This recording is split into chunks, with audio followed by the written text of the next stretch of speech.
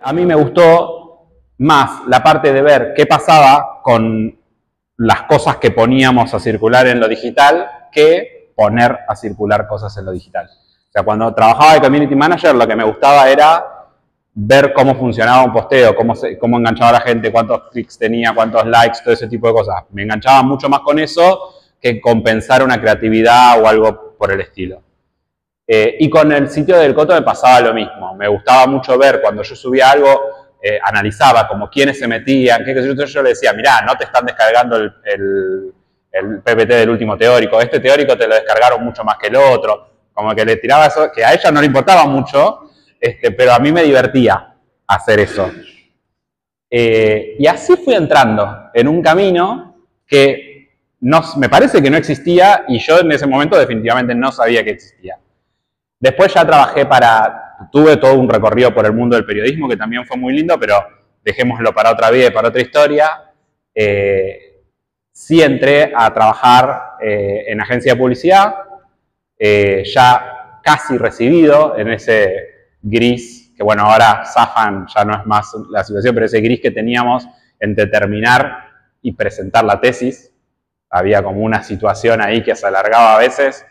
En ese periodo yo empecé a trabajar en agencia de publicidad, ya sí para el lado en ese momento se llamaba optimización y estrategia. Mi trabajo era planificar una estrategia de comunicación para alguna campaña, no ejecutarla, sino planificarla, y después medir cómo funcionaba esa estrategia y proponer optimizaciones, o sea, mejores, en función de los datos que íbamos recibiendo de esas campañas.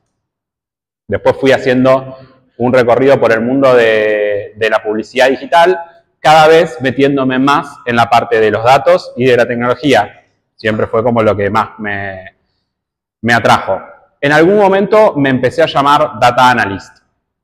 Yo seguía haciendo lo mismo que venía haciendo antes, pero le empezó a aparecer o analista de datos, empezó a aparecer ese nombre. Después entré a trabajar en Globant, que yo siempre lo reivindico como mi escuela profesional, digamos, es donde más tiempo estuve y aprendí muchísimo. Y ahí empecé como una de las 3 personas del equipo de Analytics, de analítica, que tenía el área de marketing de Globant. Y terminé siendo uno de los gerentes del área de marketing de Globant varios años después. Entonces pude tener un crecimiento importante y es donde más aprendí. Y donde tuve una exposición a clientes y problemas grandes, digamos, porque Globant es una consultora que es argentina, que tiene clientes de todo el mundo, y bueno, por eso fue como un poco un fogoneo también, pero al mismo tiempo tiene un poco esta lógica de startup, en donde al principio éramos 3, y entre 3 teníamos que resolver todo. Esto como un poco para contarle lo que quiero, bueno, si termino con la historia, después les digo por qué les cuento esta historia. Después de eso, entré a trabajar en Google, también como Analytical Lead, se llamaba, o sea, también por el lado de Analytics.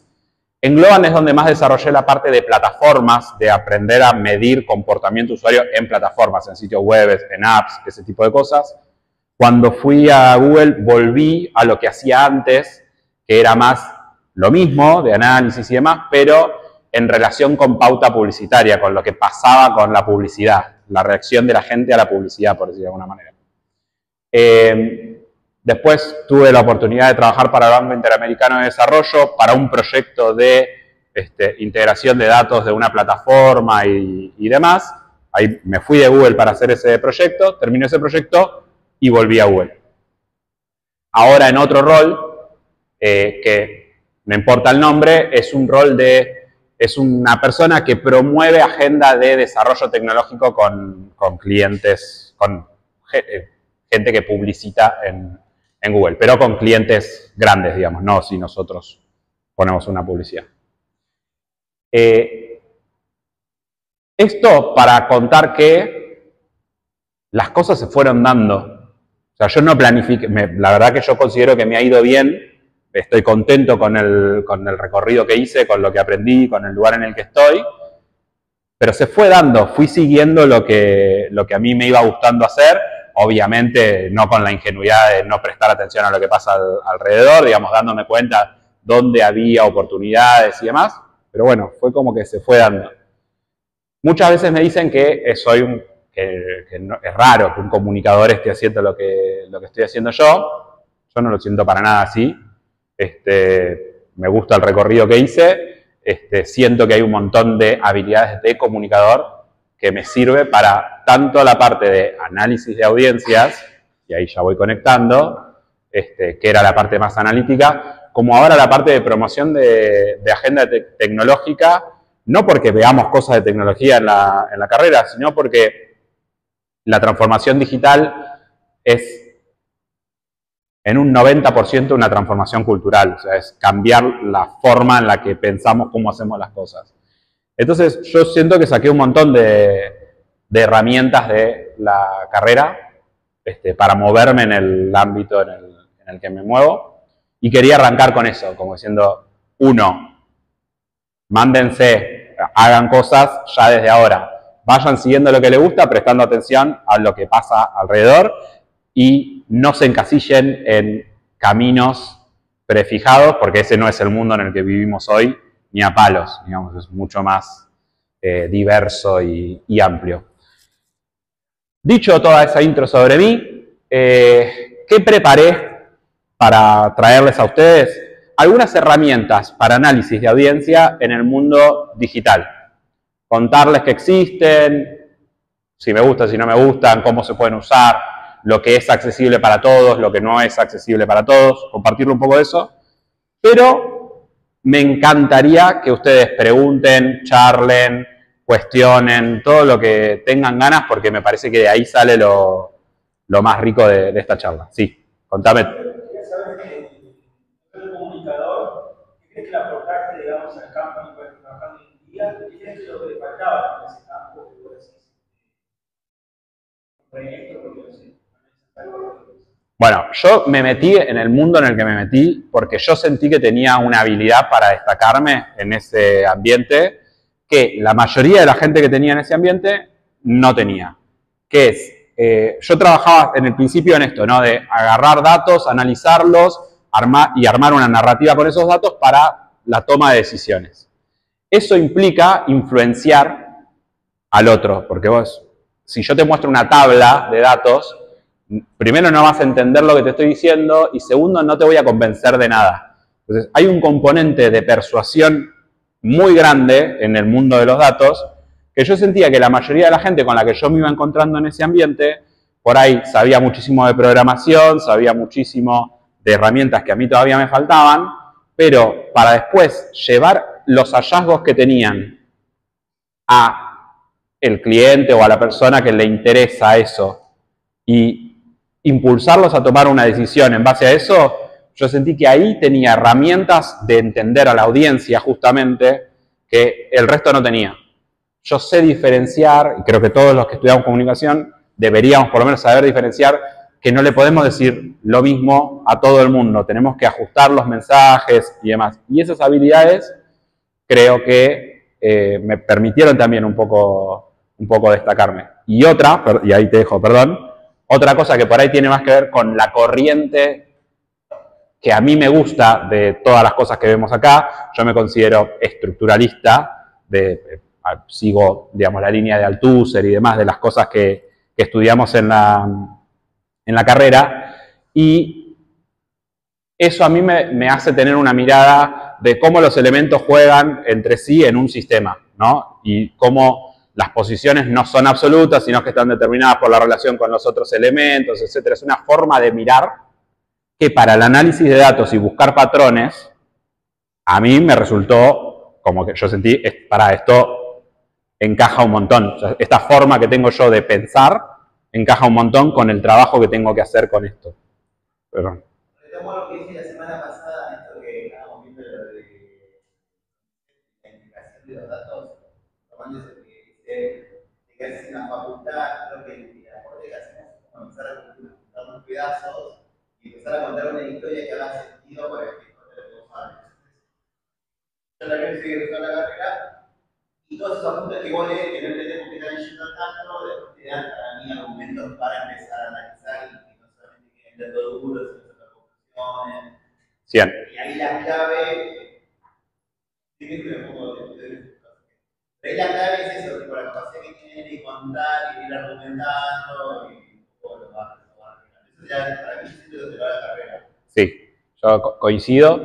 Y hay otra cosa que también está bueno, que en realidad yo creo que eso te lo puede dar la vida también, pero en mi caso yo siento que me lo dio la carrera, que es poder sacar un poco la cabeza de este nivel y mirar un poquito, tener una mirada un poquito más amplia de las cosas. Entonces, si yo veo los datos de una campaña publicitaria y empiezo a ver un montón de cosas, yo siento que a mí la carrera me dio herramientas para vincular con, hasta te diría, y vuelvo de nuevo a Althusser, con la constitución subjetiva, con cómo un sujeto es subjetivado, que hay un montón de gente que no puede pensar en eso porque no tiene ni idea de lo que estoy hablando. Y para el trabajo a mí me sirvió, porque decir, mirá, cuando vos decís esto de esta manera, estás interpelando a la persona en este punto de la identidad, etcétera. Obviamente nunca se lo dije a nadie así en el trabajo, porque es lo mismo que decir nada. Pero para mí, para mi forma de pensar, y después eso, llevarlo a un PowerPoint y convencer a alguien de algo, me ha servido. Eso creo que son, no sé si responde tu pregunta, creo que sí. Sí, no, pues estaba pensando un poco en esto que vimos hoy, hacía por un poco de crítica a los análisis cuantitativos que se dan solamente en eso. Sí. Porque por ahí no sé, información, a eso. Total. Yo no estoy de acuerdo con elegir entre lo cuantitativo y lo cualitativo. Me parece que es siempre, o sea, cada análisis o cada técnica aporta algo. El tema es no pedirle a esa metodología lo que esa metodología no te da. O sea, si vos querés ver cosas que te da lo quali, anda a buscarlo a lo quali, no se lo pidas a un quanti. Y viceversa, digamos, no trates de sacar una conclusión general sobre una población desde un focus group. El focus group te sirve para una cosa más acostada, pero necesitas datos cuantitativos para sostener otro tipo de conclusiones, digamos. Para mí es un ida y vuelta. Yo en mi carrera siempre trabajé mucho más con quanti y muchas veces trabajé con quali, pero en general mi trabajo con lo quali fue cómo hacer más quanti esto quali. En general, digamos, he trabajado con encuestas, bueno, encuestas más, pero con recolección de feedback de usuarios y eso, y siempre mi trabajo fue tratar de convertirlo más en un número y manejarlo más como un número que otra cosa. Pero bueno, yo creo que las dos cosas son necesarias, las dos.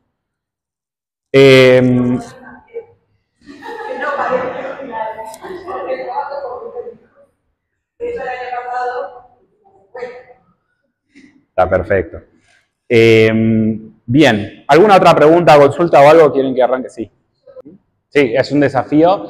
Y está bueno lo que dijiste porque vos hablaste del por qué. Y eso es una pregunta que no se puede contestar cuantitativamente, generalmente, y que se trata de responder mucho. ¿En qué sentido?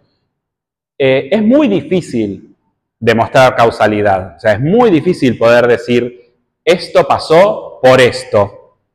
Lo que es más común, mucho más probable, y lo que hace la mayoría de la gente es, pasó esto y también pasó esto.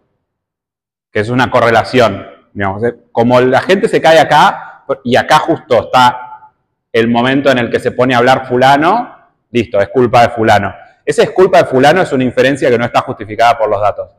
Que es muy normal que se haga, digamos, es muy común. Pero eso para mí te lo responde más lo quali. Ahí vas a necesitar ir a algo quali y vas a necesitar entrevistar a la gente para que te diga por qué.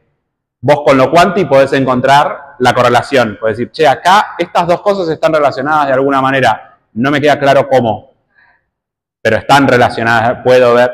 También hay estudios cuantitativos para demostrar causalidad, pero son súper complejos. Más si estamos hablando del mercado. Una cosa es la ciencia, que usa un rigor científico, valga la redundancia, y en el mercado, en el ámbito en el que yo trabajo, imagínense que diseñar una evaluación científica que tarde 3 años en darte un resultado, no sirve. No se puede hacer, porque el producto en 3 años se lanzó, se hizo popular y ya no lo quiere nadie. O sea, no me sirve. Entonces eso también tenerlo en cuenta. Pero bueno, es un re buen punto como tener que ir, y uno va a buscar a las métricas como esos puntos en donde poder validar ese sentimiento que tenemos acá. Que para mí hay que usarlo también, porque es del que te guía. No necesitas tener una hipótesis. Más en el mundo de hoy, en donde datos sobran. Lo que necesitas es poder hacerte una pregunta. Y ahí la carrera también ayuda un montón. Sí, hice de eso, digamos, lo apliqué, pero bueno, el laburo mío ahí era otro, entonces tampoco podía, o sea, tenía que hacer mi trabajo.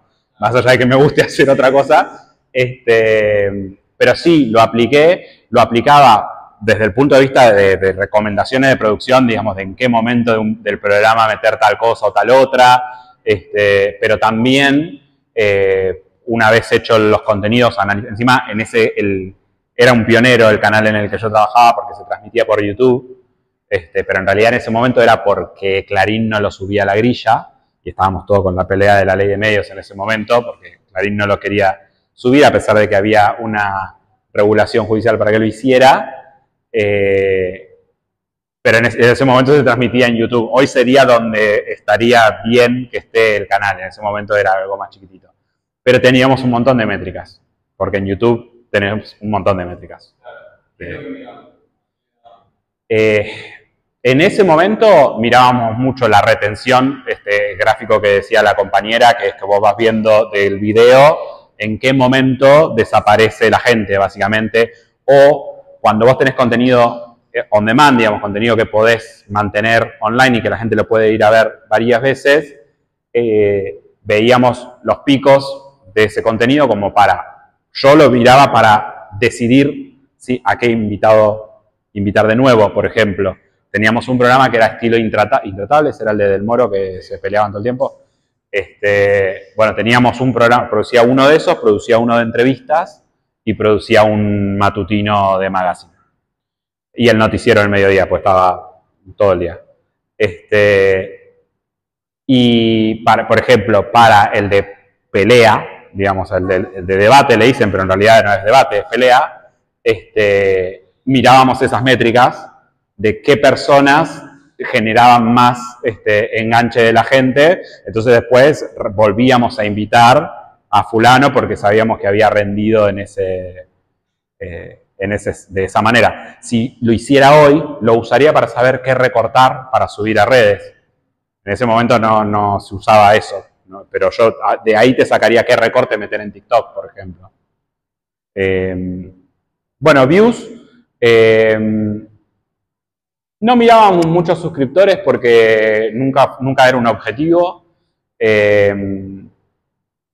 Y esto, el BTR, que es de toda la gente a la que vos le llegás con ese video, cuántos efectivamente lo ven. Eso era una métrica de eficiencia o de impacto que yo seguía bastante porque vos podés tener 1000 views y llegaste a 2000 personas, eso quiere decir que el 50% de las personas a las que llegaste lo vieron, o podés tener 1000 views y llegar a 100.000 personas.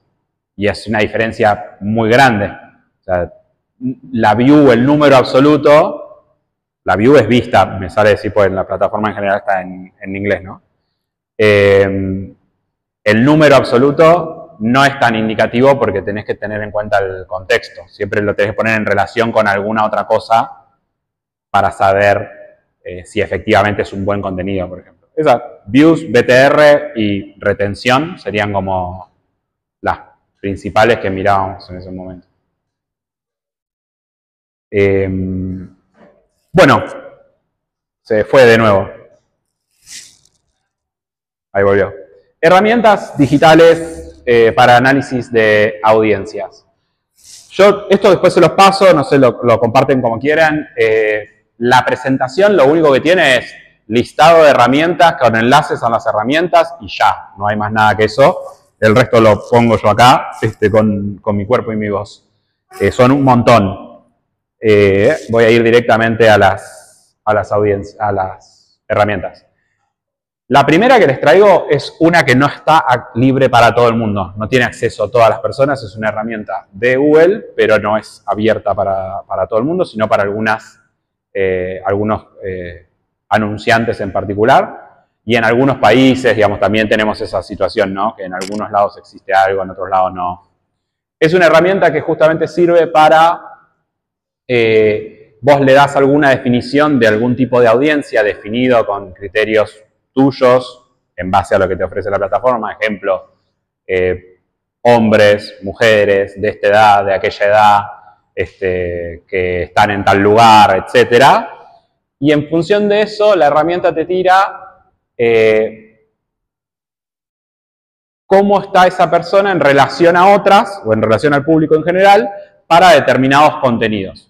Por ejemplo, yo le doy una definición de la persona que yo me estoy imaginando, y la herramienta me dice, bueno, esta persona sobreindexa, eso quiere decir, en comparación con el promedio, está por arriba X veces, entonces sobreindexa 7 veces, en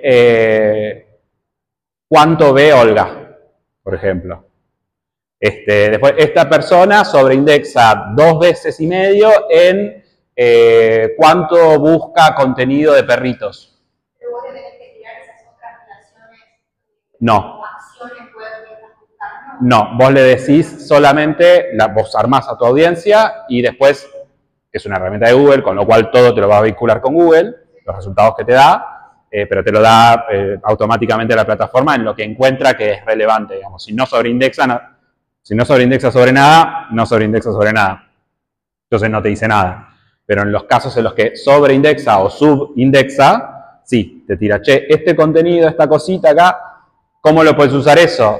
En términos de generación de contenido, para decir, bueno, si yo estoy apuntando a este target, a estas personas que tienen estas características, bueno, por ahí me conviene meter un PNT en Olga para esta persona que estoy pensando, porque este grupo de gente al que yo quiero llegar tiene más probabilidades de estar viendo Olga que el resto de la gente. Dije Olga por decir uno, ¿no? Pero no. Bueno, eso es esta herramienta. No, esto no.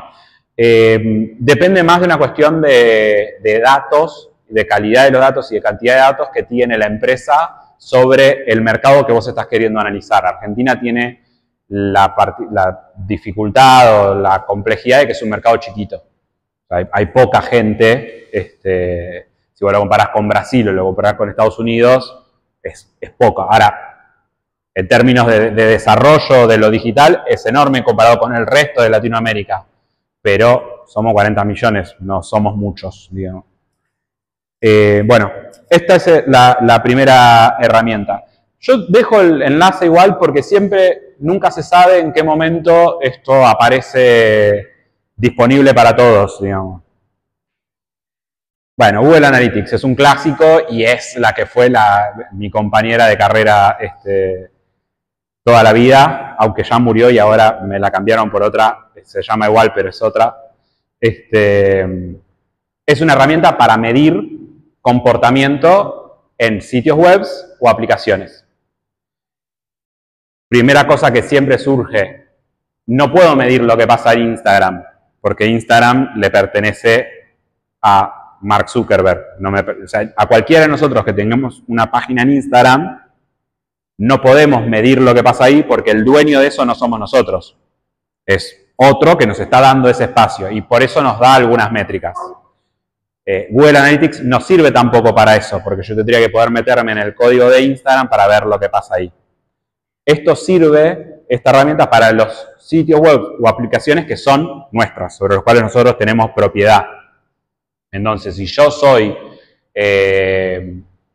un banco, puedo medir el comportamiento de mi app de home banking. Y puedo medir el comportamiento de mi sitio web. Si yo soy un canal de noticias, es un muy buen ejemplo de canal de noticias. Porque si soy un canal de noticias que tiene una web en donde subo notas, puedo medir eso. Si tuviera una app, que ninguno lo tiene, también podría medir eso. Lo que sucede en YouTube cuando transmito en vivo, no lo puedo medir con Google Analytics, porque es la misma situación que la de Instagram. Estoy en una plataforma de otro, no estoy en una plataforma mía. Lo más difícil que existe. Buenísima la pregunta. El problema de la profesión, digamos, es lo que es difícil de todo esto, porque lo otro es fácil. Pero lo que es difícil es justamente hacer vivir lo que nos dice una plataforma con lo que dice otra. Hay un montón de cosas que se pueden hacer, desde mayor escala a menor escala. Lo que se tiende a nivel mercado a hacer es tratar de ser dueño de la información. O sea, tratar de sacar a la gente. Por eso, por ejemplo, tenés un Whirlpool sacando un e-commerce de productos de Whirlpool, porque si los venden ellos directamente, tienen la información de todo lo que pasa. Si los venden a través de un tercero, ya sea el supermercado o Frávega o Mercado Libre, digamos, en cualquiera de los casos, dependen de que el otro les pase información. Entonces, una cosa que sucede a esa escala, grandes marcas, es tratar de ser dueño de tu data. Eso se llama, en la jerga, first party data, data de primera mano. Eso es algo que intentan muchos. Ahora, consumo masivo, por ejemplo, no lo va a poder hacer nunca. Coca-Cola nunca va a poder tener un e-commerce de Coca-Cola, ¿no? Es inconcebible. Entonces, hay grandes marcas que tampoco lo podrían hacer nunca. Entonces, ¿qué hay otra cuestión que se hace? Es, también en un alto nivel estoy todavía, se trabaja cooperativamente con estas distintas plataformas. Ponemos un lugar en donde vos compartís tu data, yo comparto la mía, y ahí más o menos hacemos algo. Eso se llama Data Clean Rooms. También estamos en un nivel súper alto. Ya bajando a cosas que nos quedan más al alcance de todos, uno busca, eso se llama trazabilidad. Entonces, en la medida en la que vos puedas generar alguna forma de seguir el comportamiento del usuario, lo intentás hacer. Entonces, hay una metodología, por ejemplo, que se llama decoración de enlaces, que es cuando vos pones un enlace en algún lado, le pones un signo de pregunta al final y después le pones una serie de códigos que van después de ese signo de pregunta. El usuario en general nunca lo ve, nunca se da cuenta porque nadie mira la URL ni nada por el estilo, pero eso lo que hace es pasar información de dónde viniste a dónde llegaste. Sí. Pero ¿cómo creas vos? O sea, ¿Tenés plataformas para crearlos? Sí. Que son gratuitas, digamos, eso se llama, en el mundo de Google Analytics, eso se llama UTMs. Las podés crear vos en Word, si querés, o sea, si sabés cómo es la lógica, la podés escribir vos directamente. Si no, la podés, hay una plataforma mismo de Google en donde vos decís, le pones los parámetros que querés pasar y te la genera. Exactamente, entonces eso te va a dar trazabilidad. Eso, después hay otras cosas más sofisticadas que son enviar información del usuario a través de APIs y qué sé yo, no sé, hay un montón de cuestiones. Después, lo más rudimentario que podés hacer es buscar correlaciones. Que, de nuevo, no hay que confundir, la correlación no es causa, eso es súper importante. Cuando vos llegás a este nivel en decir, bueno, no tengo UTM, no tengo forma, digamos, lo único que tengo son estos datos y estos otros datos, lo que podés hacer es buscar cómo se mueven unos, cómo se mueven otros y en qué puntos se cruzan, por decir de alguna manera. Y tomarlo como una hipótesis y plantearlo como una hipótesis. Según los datos, yo infiero que está pasando, acá hay una correlación que para mí tiene que ver con esto. Y después lo que se hace mucho en la industria es, bueno, probémoslo. Hagamos un posteo específicamente con esa situación que vos planteás y veamos qué pasa. Ese es como se suele hacer cuando te faltan datos. Para poner un ejemplo de por qué correlación no es causa, siempre uso el mismo pero no lo tengo como visual. Pero vieron que uno pone una línea de, por ejemplo, de X cosa, ¿no? Supónganse fallecimientos a causa de tiburones. Y uno tiene la curva de eso, ¿no? Y cómo se mueve. Y después, por otro lado, por ejemplo, podemos tener la cantidad de helado que consume la gente. Es otra serie de otra variable. Si yo pusiera esas dos cosas juntas en el estado de California, en Estados Unidos, esas dos líneas, vería que se mueven exactamente igual. O sea, cuando sube la cantidad de helado que come la gente, sube la cantidad de gente que muere asesinada por tiburones. ¿Eso quiere decir que comer helado hace que te mate un tiburón? ¿O quiere decir que si me mata un tiburón voy a comer helado? No. Definitivamente no. Eso es una correlación espuria, se llama. Es dos cosas que uno las ve y dice, ah, es por eso, se mueven juntas, todo pasa. No. En este caso hay distintos tipos de correlaciones espurias. En este caso hay un factor externo que está explicando las dos curvas. ¿Se imaginan cuál es? Exactamente. El calor. En el verano la gente come helado y se mete al mar, entonces se la comen los tiburones. O sea, es un factor externo el que está causando que las dos curvas se muevan juntas. Eso me parece es un buen ejemplo de por qué correlación no es causa. ¿Es verdad que estas dos cosas se comportan igual? Sí. ¿Es verdad que una causa a la otra? No. Sí. Lo primero que tenés que hacer es dudar. Exactamente. Lo primero que tenés que hacer es dudar y buscar ese tercer elemento. En todos los casos. Cuando a veces es obvio que no hace falta buscarlo. Pero sí. Para mí la práctica más saludable de todas es desconfiar del dato.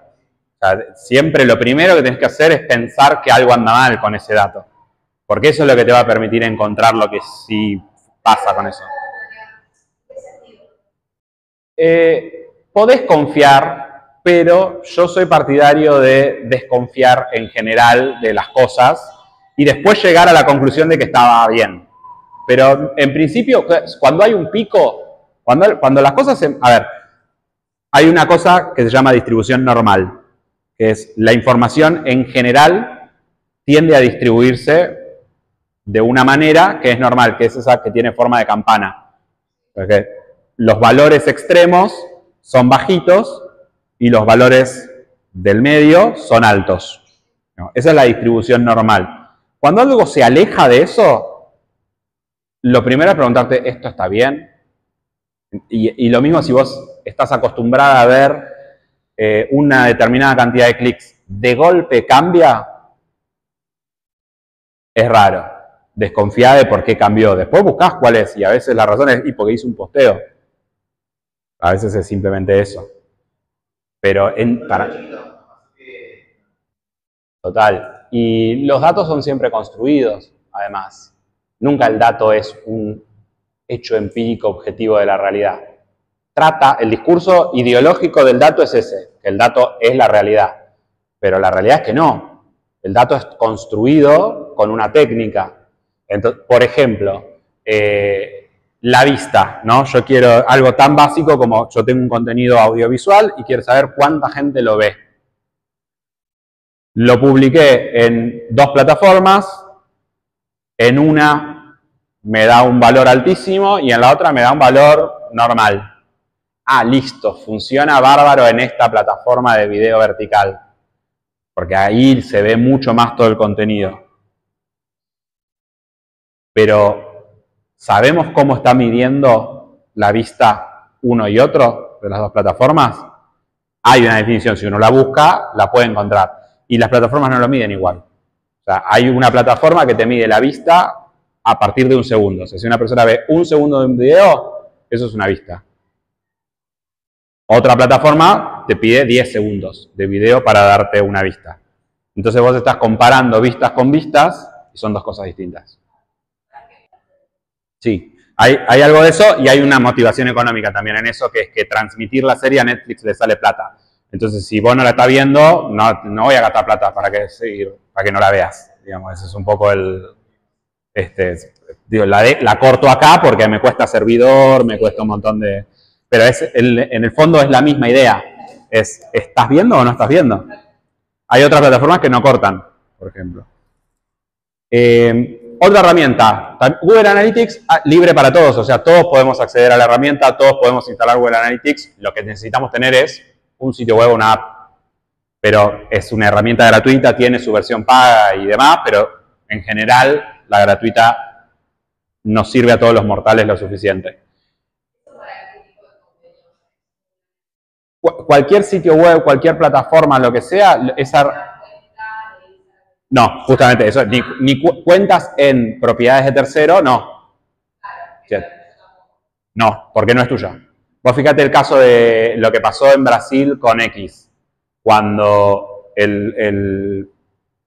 la Corte Suprema de Brasil obligaba a Elon Musk a poner una sede en Brasil y si no tener que irse del país, se anunció el cierre de Twitter. Las marcas pusieron el grito en el cielo cuando se anunció el cierre de Twitter, porque todo el laburo que habían hecho para construir su marca dentro de la plataforma se moría ahí. Porque Elon Musk se la guarda en el portafolio y se lo lleva porque es de él.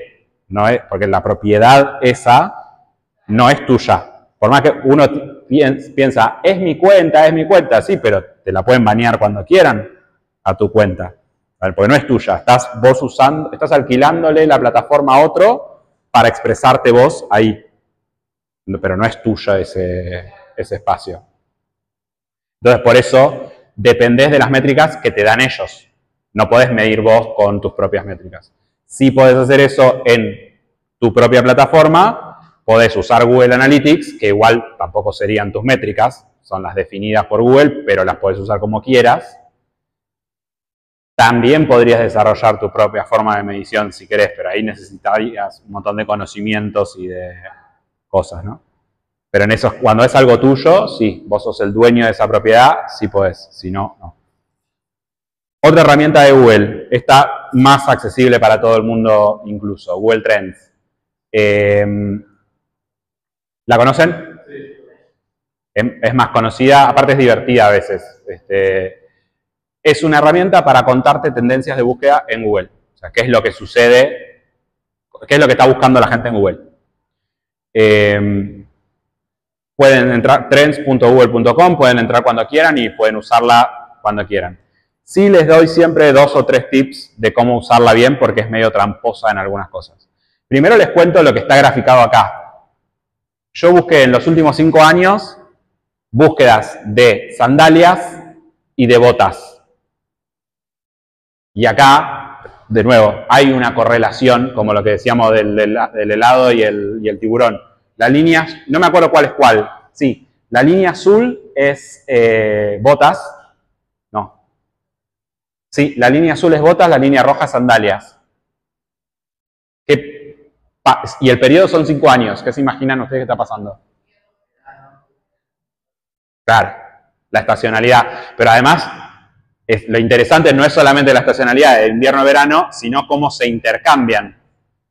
Como una es popular en el verano, la otra es popular en el invierno. Es medio obvio, ¿no? La gente prefiere botas cuando hace frío y sandalias cuando hace calor. Eso es lo que nos está diciendo este gráfico. Lo que no podríamos inferir es que cuando la gente compra botas, no compra sandalias. Eso sería...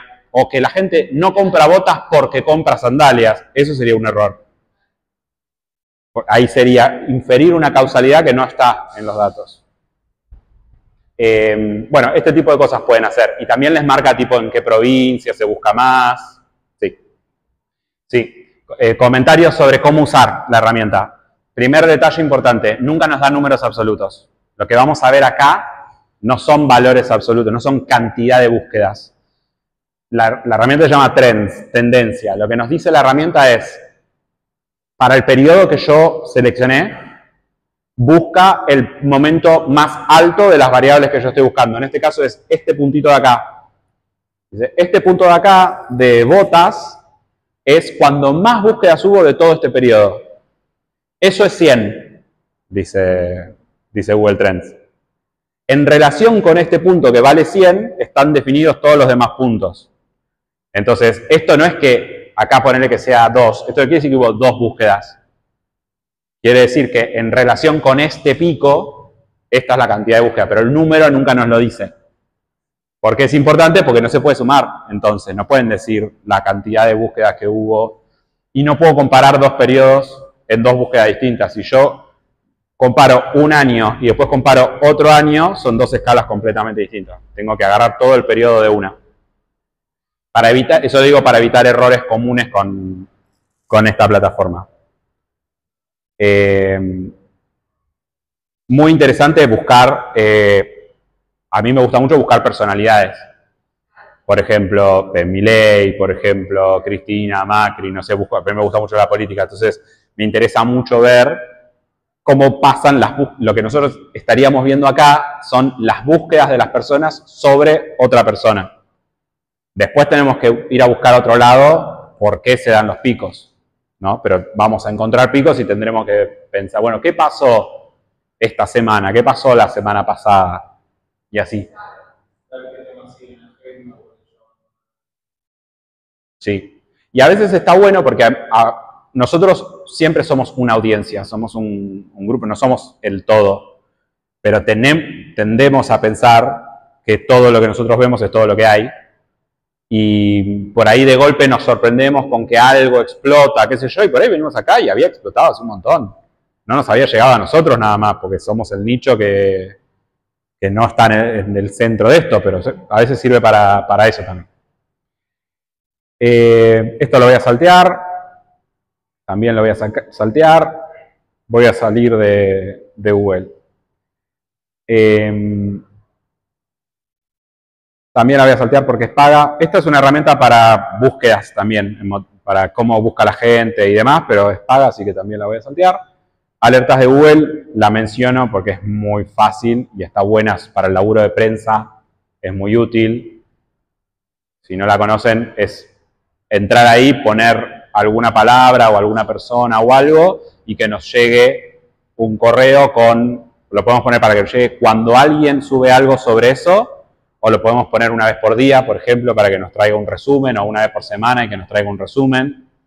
Pero bueno, lo que nos avisa es cuando Google encuentra algún contenido nuevo sobre eso que estamos buscando. Para prensa, y sobre todo de políticos, es muy útil, porque cuando se indexa en Google algún contenido sobre el político, en general el político quiere saber, ¿sí?, qué es lo que están diciendo de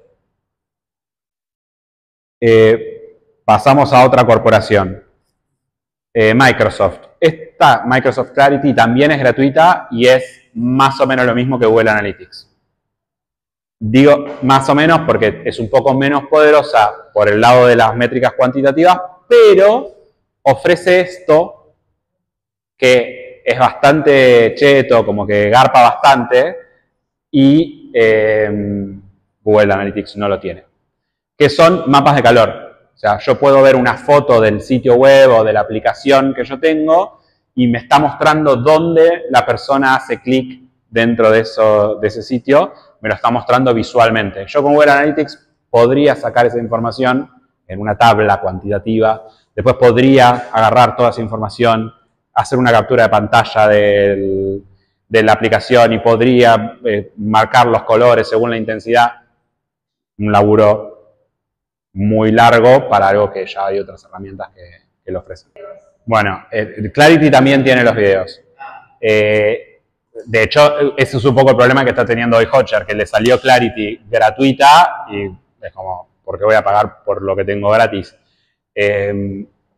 Sí, Hotjar es el diferencial que tiene Hotjar es la parte quali. Nos permite hacer también encuestas en los sitios web y recibir feedback de los usuarios directamente. La gratis es Clarity. Esta. ¿Por qué qué? Las dos son turbias. ¿Querés contar por qué es turbia? Efectivamente, las dos herramientas lo que hacen es, igual lo voy a decir más coloquialmente, pero ella lo dijo técnicamente mejor. Graban tu sesión en el sitio. O sea, graban lo que vos haces en un sitio web. Como lo dijo ella, es más correcto, pero vamos a dejarlo. La parte turbia es esa, que vos entras a un sitio y están grabando lo que yo estoy haciendo, y después hay alguien que está viendo todo lo que hiciste. Ahora, para llevar tranquilidad a algunas cosas. Uno, estas herramientas naturalmente bloquean ciertas cosas que son riesgosas. Ejemplo, cuando tenés una sucesión de números muy larga, eso en general siempre aparece, cuando vos ingresás eso, aparece blurreado. ¿Por qué? Porque muy probablemente es una tarjeta de crédito. Entonces, como para llevar tranquilidad con algunas de esas cosas, nombres y apellidos. Sí. Igual esto solo con páginas web. Existen equivalentes para apps. Existen, pero no sé si estas herramientas particularmente las puedes implementar en apps. ¿Cuál es para mí la forma de utilizar mejor estas herramientas? En tándem con Google Analytics o un parecido a algo que hay otros que no son Google Analytics, está Adobe Analytics, está Amplitude, hay un montón. Esa herramienta nos da datos cuantitativos, volvemos a lo que hablábamos al principio. Entonces yo en esa herramienta puedo ver, por ejemplo, que si yo tengo un e-commerce, de golpe tengo una caída en las transacciones, en tal horario, por ejemplo. Yo puedo ir a la herramienta de grabación de sesiones y buscar grabaciones de ese horario para ver qué es lo que pasó, lo que yo ya veo cuantitativamente, o sea, en los datos veo que acá pasó algo, en vez de tener que pensar qué habrá pasado, voy a la grabación de sesiones para ver qué pasó. Y además, si uno es un poquito más avanzado, lo que puede hacer es integrar las dos plataformas y que en la plataforma de analítica nos aparezca el ID de la grabación de la otra plataforma. Entonces directamente podemos ver este que tuvo un problema, que yo no sé bien cuál es, puedo ir a buscar la grabación y ver cuál fue ese problema. Otra cosa importante, ya que nos metimos con el tema de lo turbio y lo no turbio, todas estas herramientas aplicadas correctamente tienen que anonimizar a los usuarios, no deberían permitir. Está prohibido para las políticas internas de cualquiera de estas empresas y para las leyes de Estados Unidos y de Europa, Argentina, bien, gracias, que se identifique a la persona, no solo que se identifique a la persona, que la información recolectada permita identificar, individualizar a una persona. Eso está en contra de la ley europea, la ley de Estados Unidos y de la política de todas las plataformas. ¿Eso quiere decir que yo no lo puedo hacer? No, lo puedo hacer igual porque las leyes se pueden violar, pero no corresponde. Por ejemplo, yo puedo capturar con Google Analytics el correo electrónico que pone una persona. Va en contra de todas las políticas, no debería hacerlo, etc. Poder, puedo. Acá en Argentina no hay mucha consecuencia, en Europa son multas gigantescas por hacer ese tipo de cosas. Y otra cuestión más, de nuevo, acá nosotros no tenemos regulación al respecto, pero en otros mercados este tipo de cosas tienen que estar avisadas. Y vieron ese cartel que dice acepto todas las cookies, rechazo todas las cookies, que ver los términos, quiero ver más, saber más. Bueno, si me meto ahí, me entero que me están grabando, que todo eso. O sea, te tienen que avisar. Entonces, avísenme tiempos y eso. Yo, si no... por eso yo decía hace un ratito, datos sobran. Hoy, en el mundo en el que vivimos hoy, datos hay un montón. El punto es saber hacer algo con eso y que no nos confundan, porque después no... Y entender esto que hablábamos hace un ratito, cómo están construidos para no tener, no equivocar las conclusiones. Eso es un dato bastante habitual de herramientas como Analytics, que es, por ejemplo, basando en la IP en la que se está conectando esa persona, yo puedo saber hasta la ciudad en la que está, desde la que se está conectando. Sea una persona o sea un bot, digamos, desde qué lugar está saliendo ese tráfico digital. Google Forms es una herramienta de recolección de datos, o sea, es una forma de hacer encuestas y obtener datos. Esto en realidad es la suite de negocio de Meta, que es para ver los datos de nuestras páginas en Instagram, en Facebook, pero ahí solamente vamos a poder sacar datos de eso, y de lo nuestro, y de lo que Meta nos permita ver del resto. Digamos que en general nos da alguna cuestión, pero no somos dueños de los datos. YouTube, lo que lo mencionamos antes. Tenemos como dos cosas para ver del mundo de YouTube. los datos de nuestros videos que aplican todas las mismas notas al pie que dije de Meta, de Instagram, de todo eso, ¿no? No son nuestros. En realidad estamos utilizando la plataforma de otro y entonces nos da otro los datos y demás. Y si la cierra y ya está.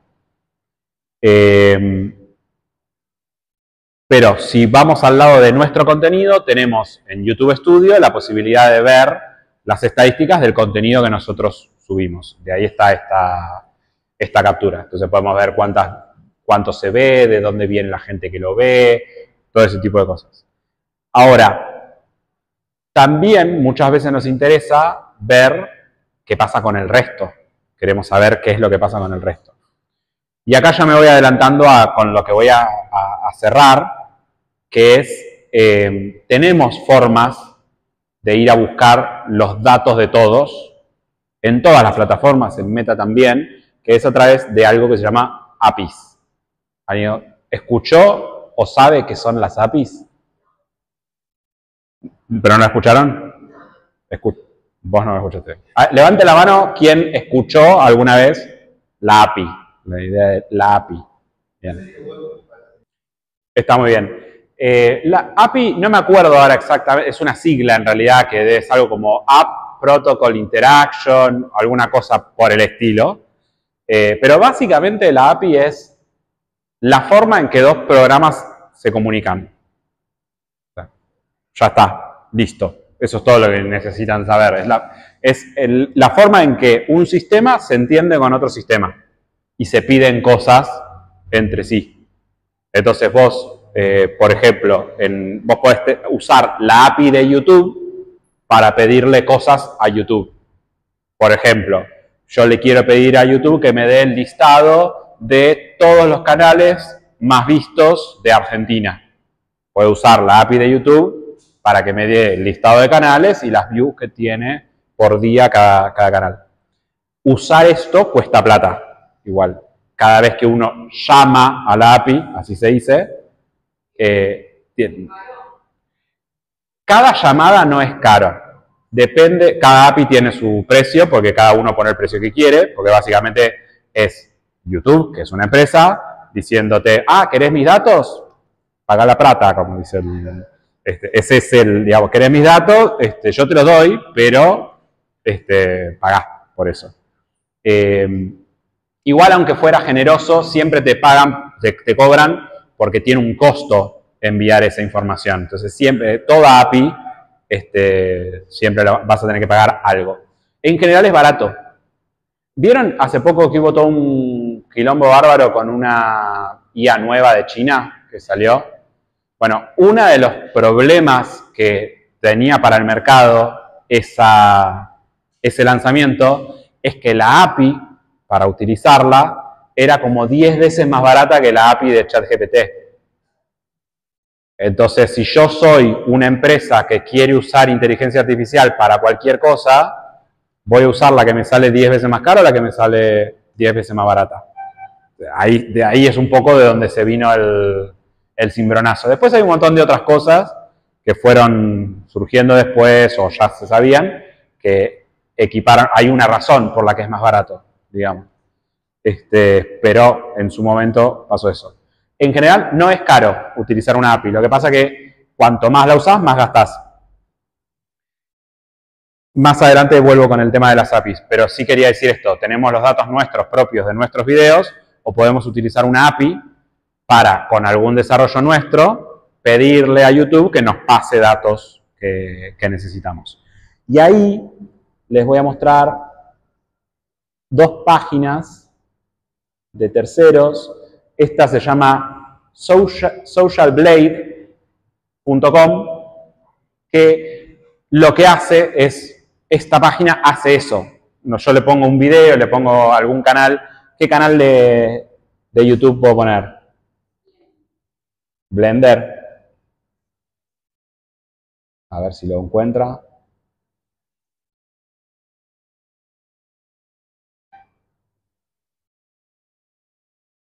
Blender. Está el TikTok, el YouTube. Supongo que será este.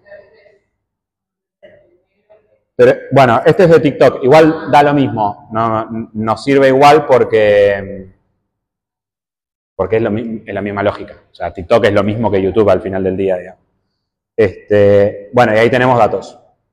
Cuántos followers tiene, cuántos likes tiene, tendencias de los seguidores. Volviendo a lo que decíamos antes, ¿qué pasó el 5 de septiembre del año, la semana entre el 5 y el 11 de septiembre del año pasado? Algo pasó. Porque por alguna razón pasaron de 800 followers a 21.000. Huele a bot. En una semana. Una semana en la que jugaron con vos. Y puede ser, sí. Porque aparte justo antes caen mucho, entonces es un comportamiento medio raro. La semana del 22 de agosto tenían 1.500. La semana del 29 de agosto, o sea, la semana siguiente, bajaron a 800, a la mitad. Y a la siguiente subieron a 21.000. Ya. Sí, igual puede ser, porque 21.000 tampoco es tanto y capaz que justo, no sé, alguien, justo Blender no, pero ponerle, a veces pasa que, qué sé yo, Milei la insulta a Lali y le suben los seguidores, o al revés. Digamos, sí, puede haber un evento externo que mueva mucho porque 21.000 seguimos en un mundo que podría pasar. Me parece mucho, sobre todo porque después cae. A la semana siguiente baja a 7.800. 7.600. Bueno, esto es TikTok igual. Bueno, y acá tenemos algunos datos. Esta es una página que nos permite ver algunos como estadísticas, cómo está construido a través de APIs. O sea, esta página utiliza las APIs para traer esa información.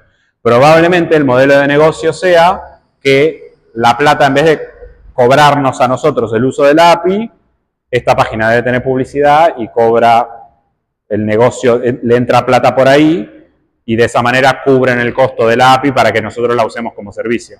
Pero gratis no es, digamos. Otra, View Stats, esta es de YouTube específicamente. También lo mismo, a ver si acá nos aparece Blender. Importante, igual, que estudien, al ver esto, la definición de las métricas, porque acá estamos usando las métricas que utiliza cada plataforma. Y es como les decía antes, no miden las cosas de la misma manera. Si aparece. Lo que pasa es que esto es de todo el mundo, entonces, bueno, me van a aparecer un montón de páginas. Voy a buscar. La veo más difícil todavía. Porque es más, a ver si tengo algún filtro. Debe tener menos de 100.000 seguidores, ¿no?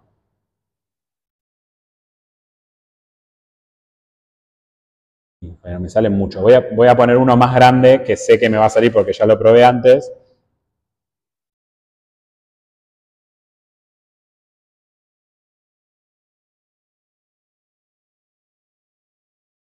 Y ahí tenemos los datos de Martín Sirio.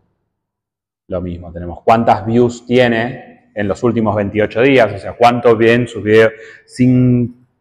Esto es en inglés, así que son 5.240.000 views en los últimos 28 días, es un montón. Subs, no sé qué es. Suscriptores. Sí, aparte genera contenido a los pavotes, es impresionante. Todos los días tiene un video nuevo. Pero bueno, acá tenemos la tendencia de los views o tendencia de suscriptores, cómo ha ido creciendo. Bueno, lo mismo, esto está construido. O sea, esto lo podrían hacer ustedes. Necesitan saber cómo, pero no es que está prohibido conseguir esta información. Esta información es abierta, no es pública, es abierta. se puede hacer, digamos. Hace falta un programador que nos ayude. Total, lo tenés que poner en contexto. El número solo no te va a decir nada. O sea, esto que dijimos de 5.000, no me acuerdo, 5 millones de views, yo dije, es un montón, pero porque yo sé lo que es un montón, porque he visto otras cosas, pero para Argentina es una brutalidad de views. Necesitas poder poner en contexto, necesitas poder buscar otras cosas, qué sé yo. Para mí la mejor técnica para poner en contexto es comparar. Siempre es ir a buscar otra cosa y pedirle lo mismo. En X podemos buscar tweets viejos dentro de la misma plataforma y también hay API, o sea que también lo podríamos hacer desde afuera. Ahí hay un tema con la API, no sé si se destrabó o no se destrabó, porque antes de Elon Musk, la característica que tenía X en el ambiente tecnológico es que era la más abierta de todas. O sea, si vos querías algo, en X te lo daba. O sea, y no me refiero al contenido, que también, para bien y para mal. Me refiero a el acceso a los datos. Yo quiero estadísticas, quiero ver todos los tweets. Los tweets son públicos, con lo cual no son públicos, están en una plataforma privada, pero el concepto que tenía la plataforma es que eran públicos. Entonces uno puede ir a buscar todo lo que está tuiteado y likeado y qué sé yo, y bla, y vos podías pedirle a la API eso a un costo bajísimo. Y la herramienta se había creado un poco con esa filosofía. Lo primero que hizo Elon Musk fue monetizar esa parte de la herramienta, entonces cambió un montón las cosas a las que tenés acceso y demás. Yo hace rato que no trabajo con estas cosas, entonces no sé cómo está hoy, pero bueno, igual sí se puede seguir buscando y sigue existiendo la API. Esta la voy a pasar. TikTok Analytics, lo mismo que YouTube Analytics, o sea, podemos ver las métricas. Esto puede ser interesante para gente de sociales. Ya estamos metiéndonos específicamente en anuncios y en análisis de publicidad, de pauta publicitaria. Existen dos bibliotecas que por cuestiones de transparencia son accesibles para todos de anuncios. Nosotros podemos ver todos los anuncios que se pautan en Meta y todos los anuncios que se pautan en Google y podemos ver el anuncio, o sea, podemos ir a buscarlo, cuánta plata se puso, quién la puso, todo ese tipo de cosas. Especialmente para lo que se llama categorías de interés, que es, por ejemplo, anuncios políticos. En algún momento salió una nota con esto, pero es interesante para hacer investigación, porque podemos ver, hay dos formas de acceder. Podemos acceder vía la interfaz, y ahí apretamos cositas y vamos buscando, pero es una interfaz como preestablecida por Google o por Meta, y si no, vía API en el caso de Facebook, y podemos traer toda la información que queramos, o vía Google Cloud, que es la nube de Google, que al final del día termina siendo vía API, pero adentro del entorno de la nube de Google para el caso de Google. Podemos ir a buscar anuncios, que queremos ver todos los anuncios políticos que se publican en un año de elecciones, y lo podemos ver. Yo siempre cuento que cuando salió esto el año pasado, no, el anterior, yo me puse a mirar un poco y me llamó la atención que había un anunciante que, en campaña política, que segmentaba la publicidad para hombres y para mujeres. O sea, tenía un anuncio para los hombres y otro anuncio para las mujeres. O sea, utilizaba el género como variable de segmentación de los anuncios. Y los anuncios eran distintos, los de uno y otro. A mí como comunicador eso me pareció interesantísimo. Primero porque no es obligatorio dividir a la sociedad por género y pensar que hay ideas distintas según el género. Entonces ya hay una concepción ahí que es interesante. Y es interesante de quién corre esa publicidad. O sea, de que ese partido político o ese anunciante de ese partido político piensa de esa manera. Y después también era interesante desarmar cuál era la creencia de qué le interesa a un hombre y qué le interesa a una mujer, según esos anuncios. que no, de nuevo, eso habla del anunciante, ni de los hombres ni de las mujeres, habla de lo que creía el anunciante. Bueno, ese tipo de cosas se pueden investigar. Social listening, herramientas que se valen de todas estas APIs para traernos todo lo que se comenta en redes y analizarlo. Sobre eso, hoy lo que se hace mucho es le ponemos una capita de inteligencia artificial y hacemos análisis del texto de manera automática. O sea, en vez de leer todos los comentarios, le pedimos a ChatGPT que lea todos los comentarios y que nos diga cuáles son buenos, cuáles son malos, de qué. Eso se hace mucho hoy como para facilitar ese... Y para esas cosas en general, si está bien adaptado la inteligencia artificial es bueno. Si está bien adaptado, ¿en qué sentido? Si yo agarro el ChatGPT como viene y le meto un texto escrito por un argentino, no es bueno para leer el sentimiento, porque no hablamos igual que la mayoría. Ahora, si está ajustado para como hablamos los argentinos, sí. Y es bastante fácil de hacer eso. Answer the Public es otra herramienta que no es gratuita, pero la podemos usar un poquito gratis hasta que no nos dejan usarla más. Sí. Sí. Que lo que nos permite es, también basándose en búsquedas en Google, nosotros le ponemos un término.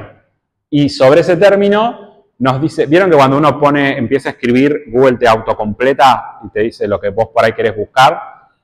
Sobre el término que nosotros ponemos, nos tira los autocompletados más frecuentes con preguntas. Supónganse, yo pongo perro. Entonces me tira los 10 autocompletados más frecuentes para qué perro. ¿Cómo perro? ¿Cuándo perro? Como que hace esa y nos muestra la pregunta. ¿Qué perro tenía Napoleón? No sé, y así. Digamos, nos da eso. Entonces nos da una idea de qué se pregunta la gente sobre un tema. Y acá llegamos de nuevo a lo que yo les había adelantado que era el final, que es el tema de las APIs, que para mí es muy importante. ¿Por qué? Porque ya hablamos de que el dato no existe, el dato lo construimos. Alguien es el dueño del dato. O sea, son como conceptos que me parece que nos tienen que quedar siempre, incluso para... los datos se construyen. Alguien es el dueño de los datos, a algún lado los tenemos que ir a buscar. La forma de ir a buscarlos más independiente es la API, porque es la que no depende de una interfaz o algo por el estilo, solo de la interfaz que cree yo o el programador que me ayude para hacerlo. Sí. Ese es un repunto, está buenísimo. Depende mucho en dónde estés. Para la legislación europea los datos le pertenecen a la persona. Y ahí eso está protegido. Acá en Argentina no tenemos una ley actual. Lo mejor que tenemos para protección de datos es Habeas Data, que es viejísimo, digamos. Se adapta y funciona bastante bien para ese mismo criterio de que los datos son tuyos, no son de otros. O sea, en ese aspecto funciona. Pero es una legislación vieja que no está adaptada a las situaciones actuales. A nivel industria, pasa lo mismo que en cualquier industria. En la medida en la que haya regulación, se respeta. Si no, sí. No existe al revés. Porque lo que debería existir lo que debería pasar para que eso exista es que vos deberías poder almacenar tus datos en algún lado. Y eso requeriría un nivel de infraestructura y de costo que probablemente ni lo quieras hacer. Entonces, ese esquema de que te paguen a vos para dar tus datos, no lo veo sucediendo por esa limitación de que... Ahora, tranquilamente la solución podría ser, bueno, no lo almaceno, pero igual son míos. O sea, yo decido si los almaceno o no los almaceno. Esa podría ser una respuesta. No va por ahí hoy la la discusión, pero es un tema súper súper interesante.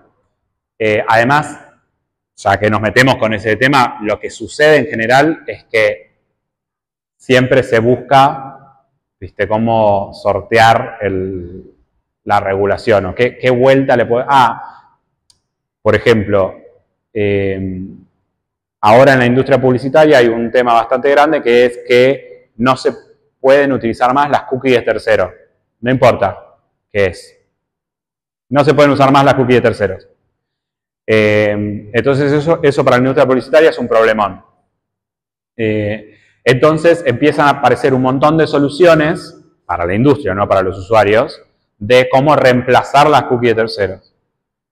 Y algunas de esas soluciones, desde mi punto de vista, son engañar a la gente, básicamente. Es una cookie de tercero, pero le das permiso al tercero para que ponga la cookie desde tu sitio y entonces es una cookie de primero. Qué sé yo, es medio rari la situación, pero esa es una opinión completamente personal mía.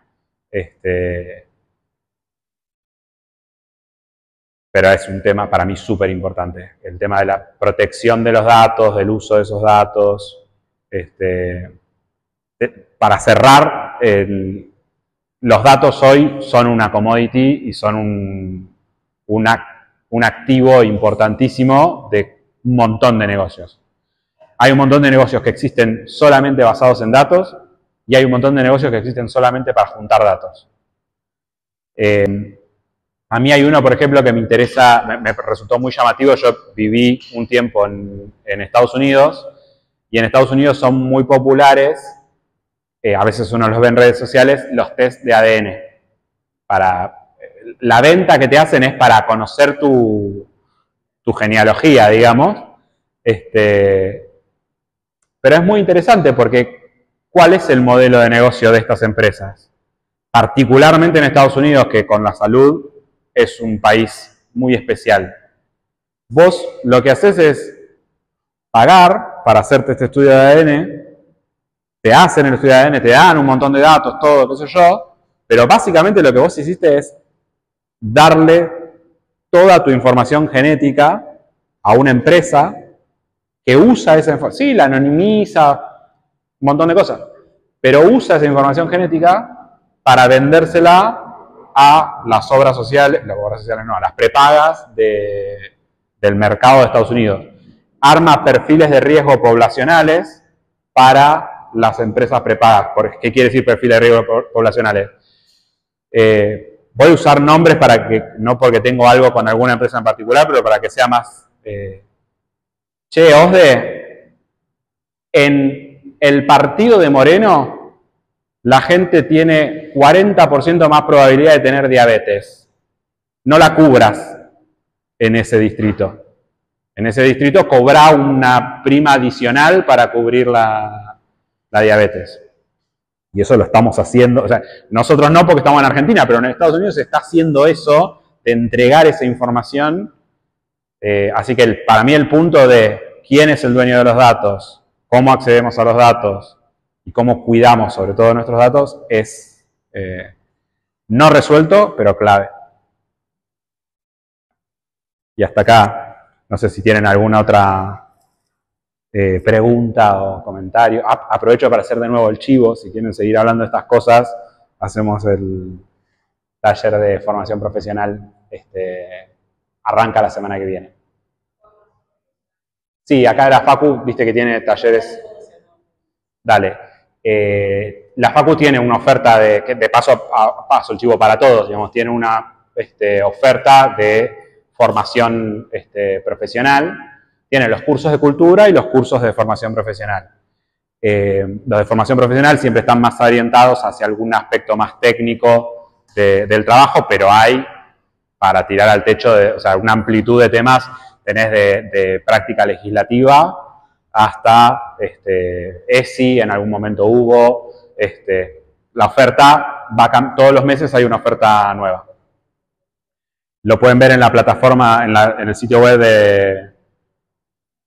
de sociales. Yo no soy muy fan del sitio web de sociales, me cuesta un poco encontrar las cosas en el sitio web de sociales, se meten ahí, yo lo busco en Google, pongo curso de formación profesional sociales UBA y me aparece la página. Y ahí tienen la oferta, digamos, hay un montón de cosas súper copadas, son cursos que no tienen que ser graduados para anotarse, por más que sea formación profesional. Como dije al principio, no hay título habilitante, ustedes ya son profesionales, ya pueden trabajar, son adultos, se pueden anotar perfectamente. Depende de cada curso. El mío son 10 clases, pero cada curso tiene son 10 clases virtuales, todos los cursos creo que todos son virtuales. En mi caso son sincrónicas, pero hay asincrónicas, hay de todo. Los recomiendo porque realmente la oferta es buena, súper variada, y no sé si son súper baratos, pero en comparación con lo que pagarían ese mismo curso en cualquier otro lugar, es un regalo. Realmente son súper baratos en comparación con otros lugares. Súper recomendados. Aunque no sea el mío, pueden... La intuición es fundamental. Sin una intuición no sos ChatGPT en todo caso. O sea, la intuición es lo que tenés vos que no tiene nadie más. Y es lo que te va a hacer para mí diferente.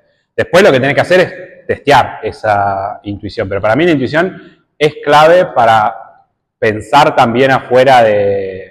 Porque lo que tienen también todos estos sistemas automáticos y cuantitativos es que tienen una tendencia obvia a la reproducción, o sea, no a la creación. Tienen una tendencia a todo el tiempo hacer lo que ya se hizo.